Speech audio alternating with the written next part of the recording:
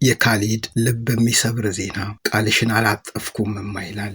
ይህ ታዳጊ 8ኛ ክፍል ነው። በዘንድሮ ዓመት የ8ኛ ክፍል ሚኒስትሪ ተፈታኝ ነው። የእናቱን አስከሬን ቤት አስቀምጦ የእናቱን ቃል ለማክበር የ8ኛ ክፍል ሚኒስትሪ ፈተናን ከቀብር በፊትና በኋላ ለፈተና ለመቀመጥ ተገዷል። ካሊድ እንደዚህ ይላል። እማ ቃልሽን አላጠፍኩም። ይህ በምስሉ ላይ የምትመለከቱት ታዳጊ ካሊድ ይባላል። ገና የ14 ዓመት ልጅ ነው። ከሁለት ታናናሽ ወንድሞቹ ጋር በሸገር ከተማ አስተዳደር ኬካጣፎ ክፍለ ከተማ ከእናቱ ጋር ይኖራል። ካሊድ ከእናቱ ጋር ሲኖር ወላጅ አባቱ ከነርሱ ርቆ ሌላ ትዳር መስርቶ በጅጅጋ ከተማ ይኖራል። ካሊድ ሰሞኑን እናቱ ታሞ በነበረበት ወቅት እኔ አንድ ነገር ብሆን ምንም ቢፈጠር ዓመት የለፋበትን ፈተና እንዳታቋርጥ በማለት እናቱ ቃል ያስገቡታል።